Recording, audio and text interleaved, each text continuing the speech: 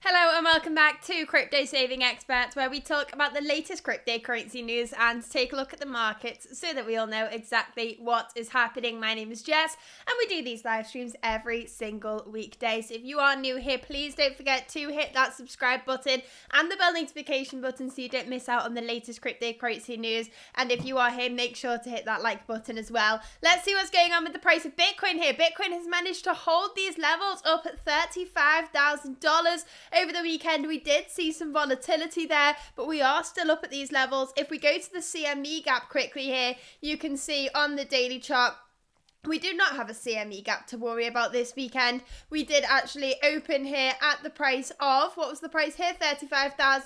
$315, and on Friday we closed at $35,210. We've seen some volatility there. Closed that gap immediately. Nothing to be concerned about there. And we can start to look at what's coming in the fresh week. So let's take a look at Bitcoin USDT on Binance there. Let's see what's going on here. We will be analysing the price of Bitcoin at the end of today's stream, but we are up at those levels. So things are getting interesting. We've got some big cryptocurrency news coming in today as well, so make sure to stay tuned until the end there.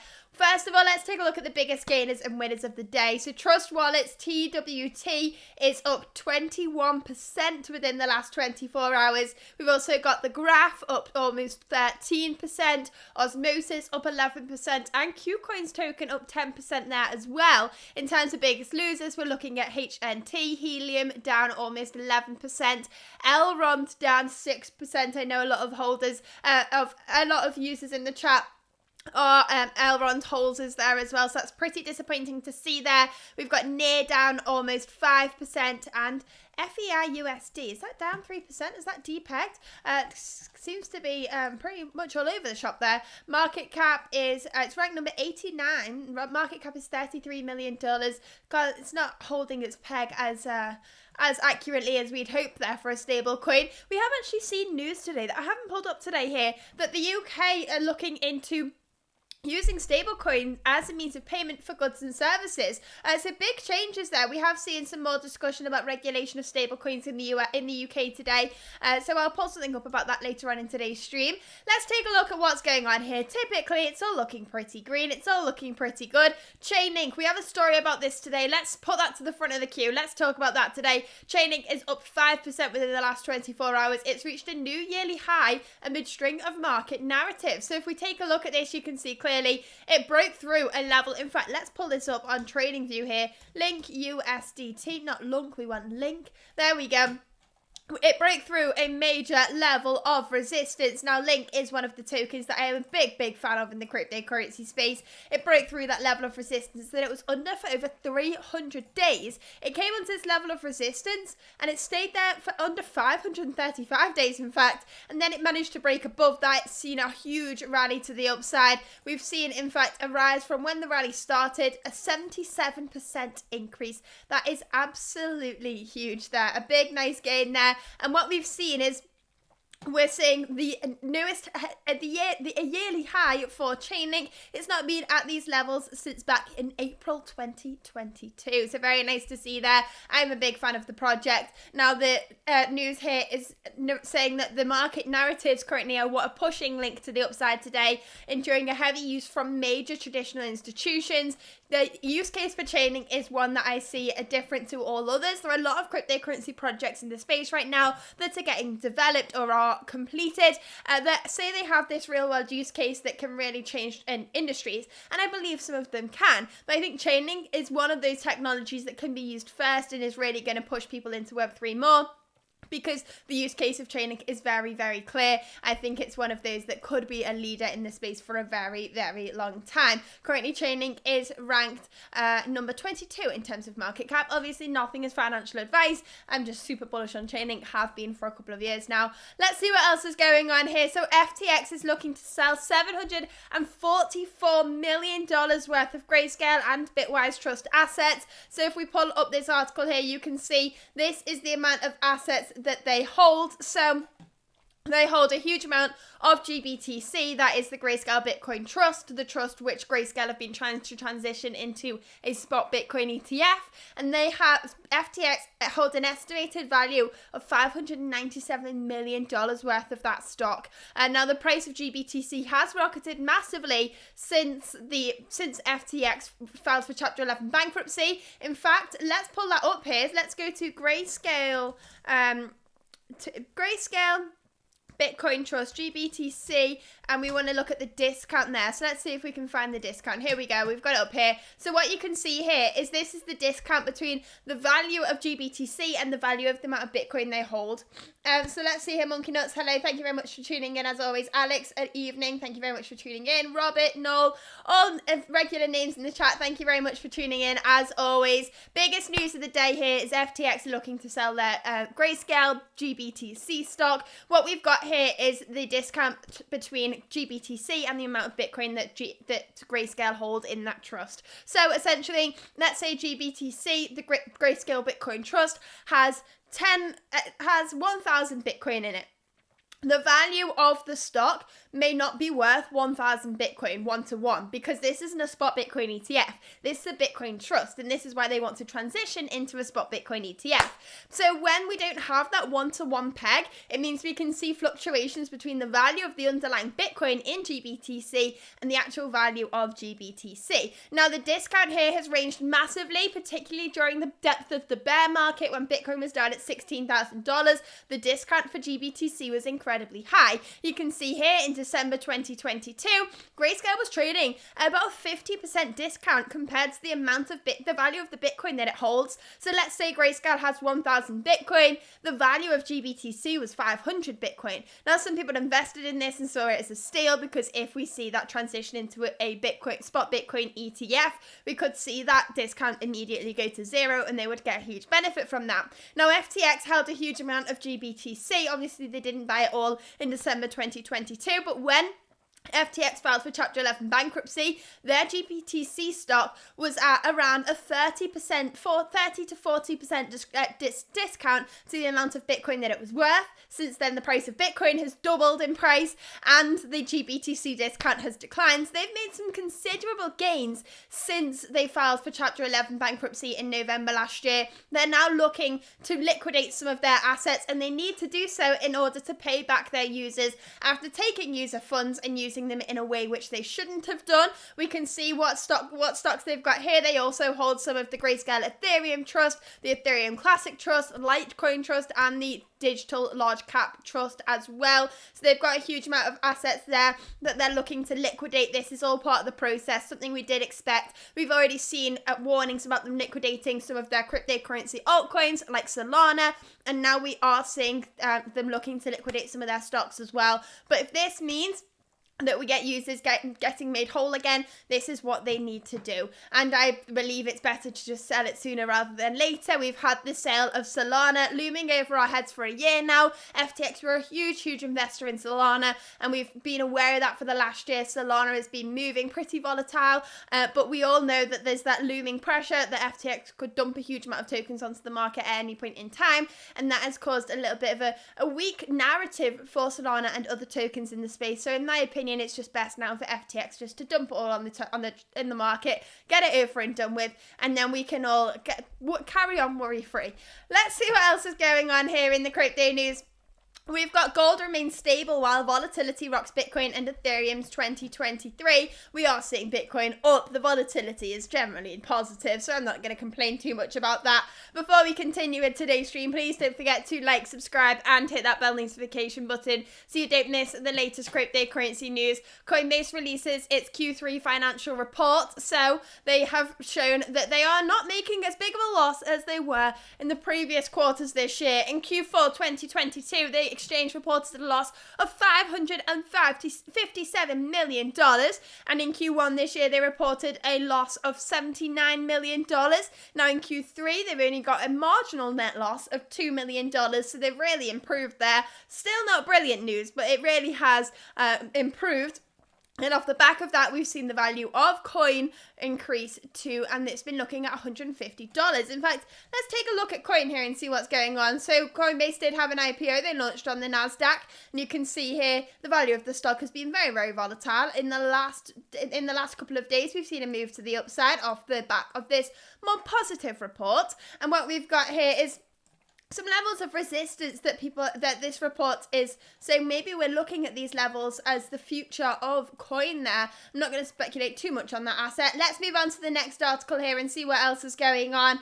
NFTs have made an appearance in the latest Simpsons Treehouse of Horror episode. Now, we all know that the Simpsons seem to be pretty good at predicting what's going to happen in all aspects of the world, really. And now we're seeing them use the NFTs, which is interesting there. I'm not going to read too much into this one, but we have some more statistical information here that could back this narrative even more. And we are seeing here that NFT volumes are rising for 5th consecutive week.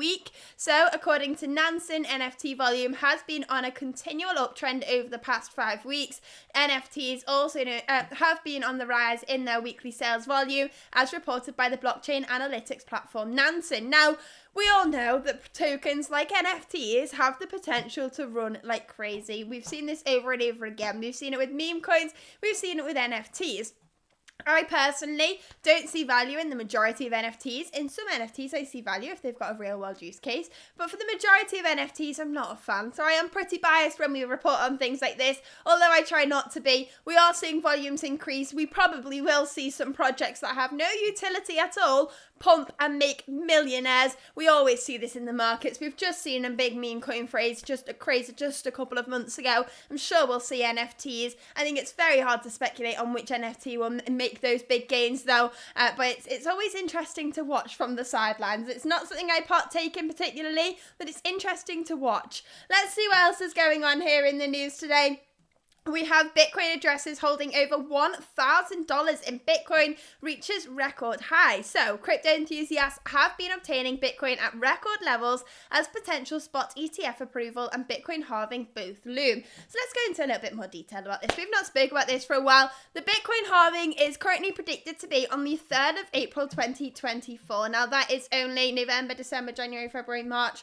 Only 6 months away, and that can change the game. If we go to the price of Bitcoin here, if we go to BTC USDT here, in fact, let's go to USD, and then if we go to Bitstamp and we add in Bitcoin halving events, here we go. You can see all the events of when Bitcoin has had a halving in the past. Essentially, what happens with Bitcoin is when it first launched, when people mined a Bitcoin block, they earned a huge bit block reward. So essentially, every time you mine a block and add a block onto the blockchain, you earn a reward for doing so. You earn that block reward. Now, every 210,000 blocks, which is approximately every 4 years, that block reward halves. Now, the reason to do so is to slow the rate of inflation over time. Obviously, there's a limited amount of Bitcoin to ever be mined, so we need to slowly decrease that until inflation gets slower and slower and slower and slower and slower. Otherwise, if we continued having the Bitcoin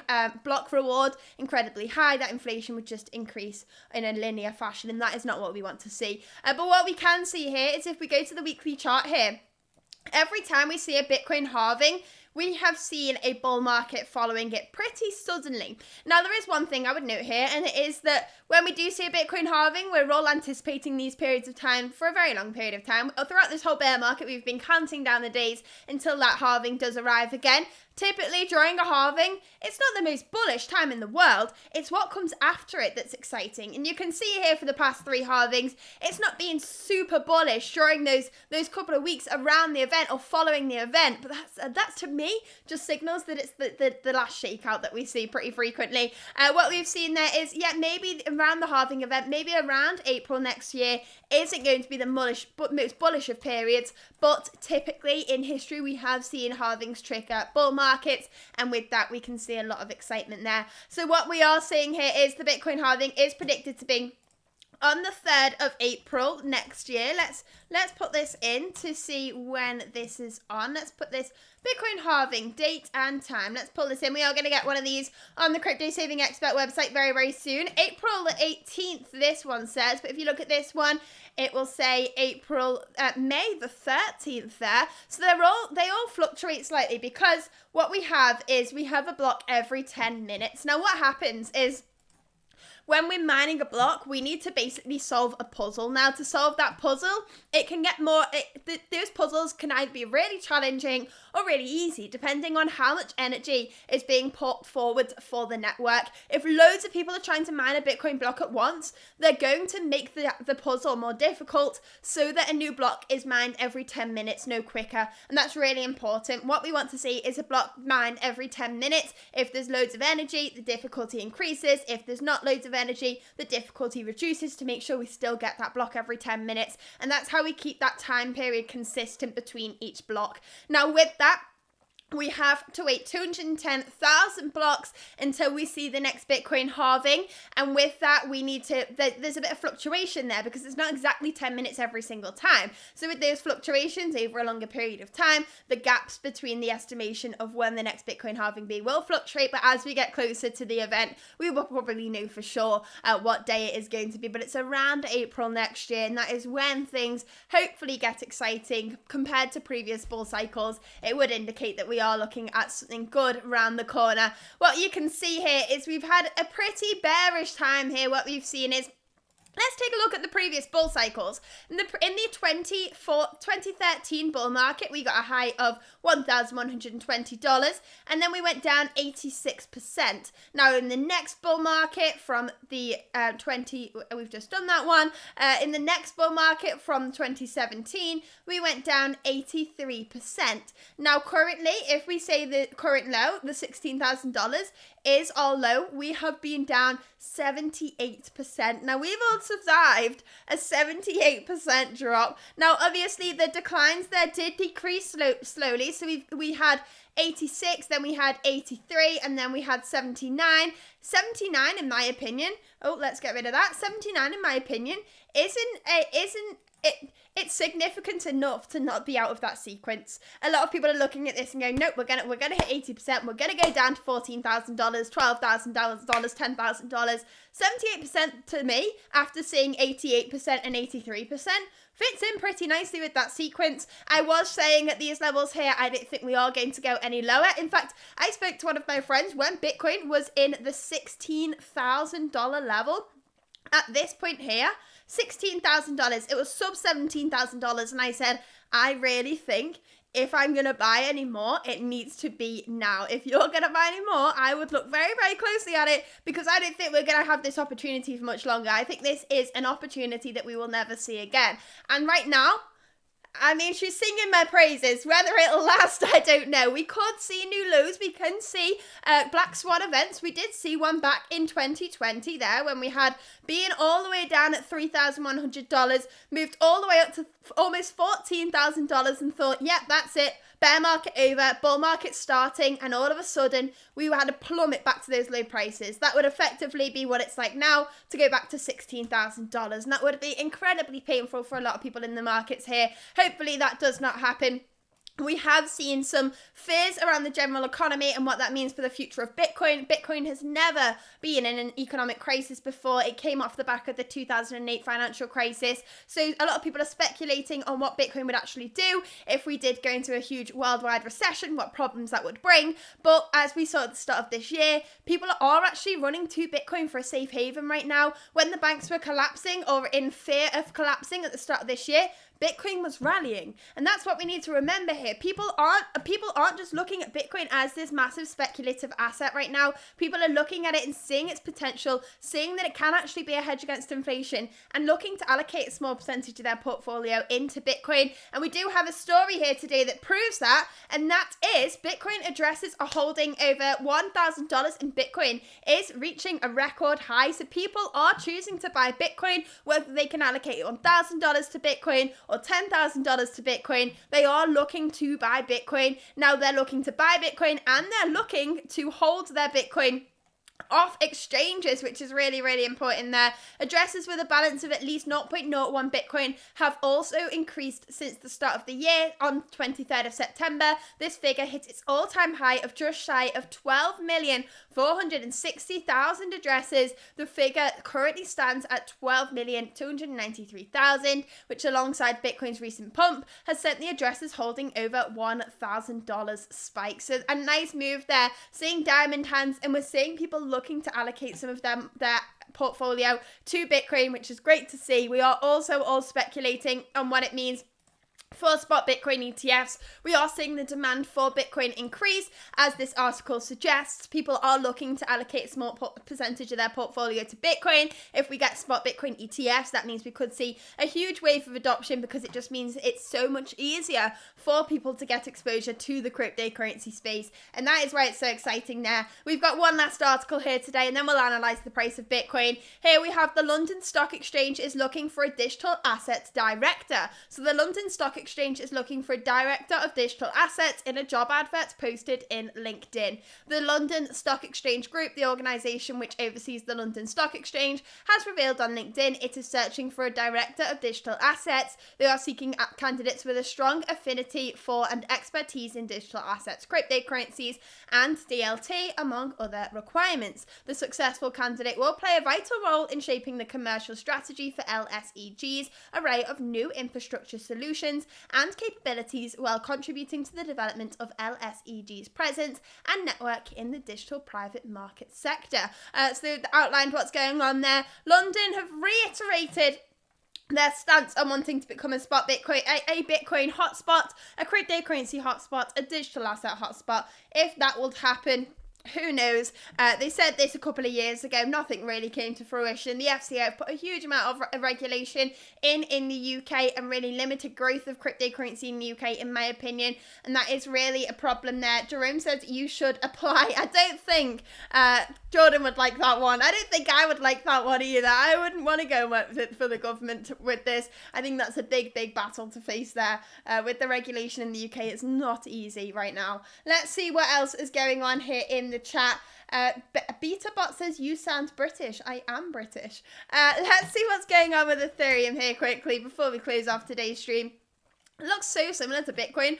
If we go to the daily chart here, you can see it's had a nice rally to the upside. In fact, let's take a look at Ethereum BTC. This is starting to have a bounce. Now, at these points here, I was talking a lot on the channel about Ethereum versus Bitcoin. My whole mindset with this whole thing, with the whole cryptocurrency portfolio, is I am just trying to get more Bitcoin. And if that means moving my portfolio and diversifying into altcoins or Ethereum, I will do. But for the majority of cases, I feel the most comfortable when I'm in Bitcoin. Now, we could see Ethereum Bitcoin dropping off a cliff, but we are now starting to see some kind of rally, and this is pretty common. When Bitcoin sees a big move to the upside and then starts to see some sideways action, that's when Ethereum really starts to shine. Now, do I think this is the start of Ethereum really starting to chase and move Bitcoin to the upside and start to outperform Bitcoin? I'm not convinced just yet. This may be just a short-term rally on this chart, because if spot Bitcoin ETFs come, I think that will mean Bitcoin will be outperforming Ethereum for a couple of days. But whether that will come sooner rather than later, we do not know. We are still waiting for those deadlines. With the final deadline in March next year, we could be waiting longer than a lot of us hoped. But fingers crossed things come through quicker. We are still watching the SEC very, very closely. They've got around 8 to 10 filings in front of the commission right now. They are reviewing Grayscale's application as well. Hopefully we do see something positive from that, because that would just lighten up the cryptocurrency space once again and get us all very excited for what's to come here. But I think that's all we have for today's stream. So thank you very much for tuning in. As always, I hope you have enjoyed. We will be back tomorrow with another cryptocurrency news update, so make sure to stay tuned. That's all we have for today. Thank you very much